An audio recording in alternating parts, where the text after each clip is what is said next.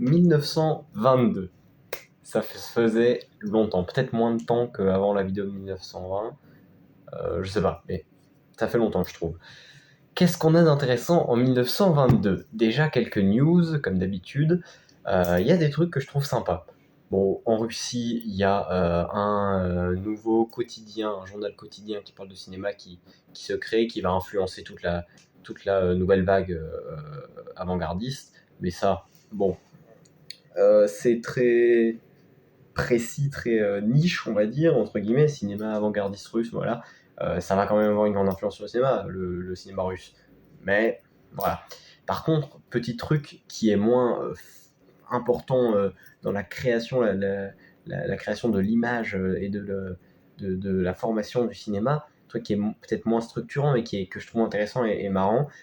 Pathé, la société Pathé, va sortir un Pathé Baby, qui est tout simplement un projecteur pour les familles. C'est-à-dire, voilà, vous achetez notre projecteur, il y a 200 films, ce qui est vraiment pas mal, je trouve. Il y a 200 petits films qui sont mis avec, et vous pouvez regarder ça chez vous, et c'est super sympa. Et moi, je trouve ça vraiment cool. Je trouve ça vraiment cool, et ça appuie vraiment sur l'idée de on est dans les années 1920, il va se passer des trucs. Parce que les années 1920, je l'ai déjà dit 25 fois, je crois, mais les années 1920, c'est la décennie du cinéma, entre guillemets, je trouve moi.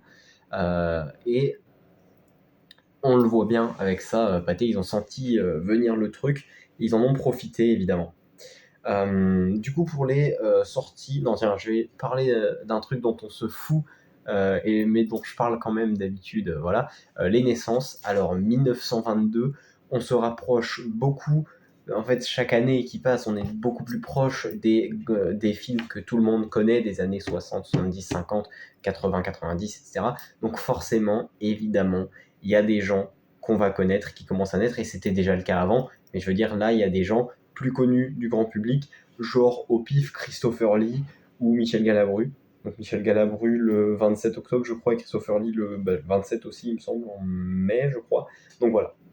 1922, naissance de Christopher Lee et Galabru, pour n'en dire que deux, c'est pas mal, c'est un bon début. Hein. On commence l'année, on commence la décennie avec des gens qui sont pas rien. Hein.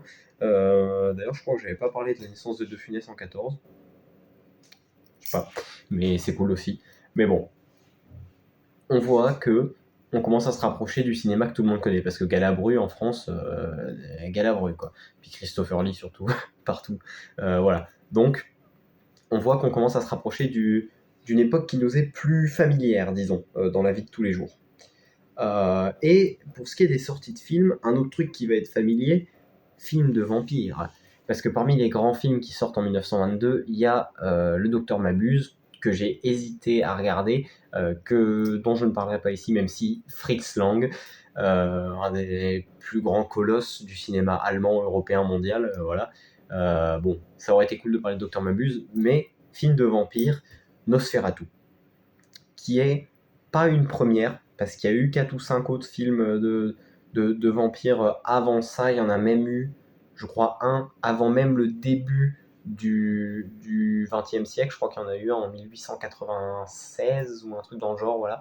Donc, ouais, c'est pas une première, mais c'est Nosferatu de Munro. C'est le film de vampire. C'est le film de vampire. Nosferatu de Munro. Que vous l'ayez vu ou pas, que vous connaissiez le titre ou pas, le réalisateur ou pas, vous avez déjà vu au moins un plan, au moins une scène de ce film qui est mythique et qui, comme j'ai dit, n'est pas le premier, mais va quand même poser un peu une certaine base du genre du film de vampire. Parce que c'est pas rien. C'est un film qui a un succès qu'il mérite, parce que du coup, comme d'habitude, je l'ai regardé pour ça. Autant j'ai eu un peu de mal, le film est découpé en 5 actes, autant j'ai eu un peu de mal à me mettre dedans pendant par exemple le premier acte, autant plus ça avance, mieux c'est, je trouve. Les troisième et quatrième actes, je me suis dit, wow, putain, en fait, c'est trop cool. Et le cinquième est très très bien écrit aussi, je sais pas lequel je préférerais, mais en tout cas, à partir du troisième acte, j'ai commencé à me dire, ouais, c'est vraiment cool. Et j'étais vraiment à fond dans le truc. Le film comme d'habitude, est disponible en entièreté sur YouTube. Je le mettrai en lien. Et justement, on va avoir des problèmes avec ça. Maintenant que j'y pense, 1922, on commence à se rapprocher de plus en plus de notre époque. Évidemment, chaque année, on est un an plus proche d'aujourd'hui. Et il y a un moment où je vais pas trouver les films sur YouTube, hein. Voilà, l'année où je vais vouloir parler de Jurassic Park ou de je sais pas quoi. Alors, il n'y a aucun problème, je le trouverai sans avoir trop de mal. Mais je pourrais pas le mettre sur le lien YouTube. Après, je pourrais mettre un lien vers un drive ou un truc où je déposerai le film. Je sais pas, de toute façon, je les téléchargerai puis on verra ce que j'en fais. Mais j'essaierai peut-être de les mettre à disposition aussi. Donc on verra bien. Mais toujours est-il que pour l'instant, 1922, on a Nosferatu de Munro qui est un banger, qui est un classique et qui mérite sa place parmi les classiques du cinéma et que j'ai réussi cette fois-ci à trouver sur YouTube.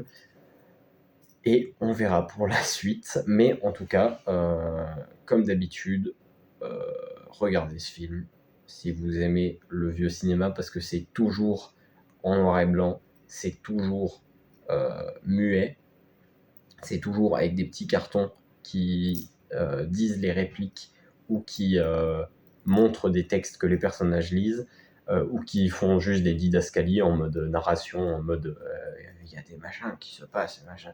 Donc voilà, c'est toujours du vieux cinéma, du très vieux cinéma pour l'instant. Donc, faut que ce soit un genre qui peut vous correspondre. Il y a beaucoup de gens qui ont du mal avec les films muets et ça se comprend très bien. C'est aussi pour ça, je pense que j'ai eu du mal à rentrer dans le truc au début avec celui-ci. Mais ça dépend, c'est au feeling. Donc, si vous pensez que ça peut vous intéresser, regardez-le. Si vous pensez pas que ça peut vous intéresser, faites ce que vous avez envie en fait. Et c'est à peu près tout ce dont j'avais envie de parler pour l'instant, je crois. Hein. J'ai juste une précision, Munro c'est un grand réalisateur. Voilà, je le dis comme ça, c'est dit. Je me ferai pas insulter s'il y a des puristes du cinéma qui tombent là-dessus, même s'il y a peu de chance. Mais dans le doute, oui, Munro est un énorme réalisateur. C'était un mec qui a fait plein de trucs. Et c'est cool. Notamment ce film qui est un énorme classique, comme je l'ai déjà dit 20 fois, et qui a eu un remake en 2024, je crois. Je crois 2024. Qui a eu encore un remake. Parce qu'il y en a eu plein des Nosferatu. Il y en a eu en 74 ou 79, je sais plus. Il y en a eu un récemment, là, en 2024. Il y en a eu sûrement dans les années 50. Je crois qu'il y en a eu dans les années 90 ou les années 2000. Bref, il y en a tout le temps des remakes de ce film qui est basé du coup sur le livre de Bram Stoker d'origine et qui, je sais pas, j'ai pas lu le livre. J'allais dire qu'il fait un truc, une adaptation libre, mais en fait, je ne sais pas si c'est une adaptation libre ou pas. En tout cas, c'est l'idée de base du vampire de Bram Stoker, et ça fait un film, et ça fait un bon film, et c'est tout ce qui compte, finalement. Et toujours pas d'outro.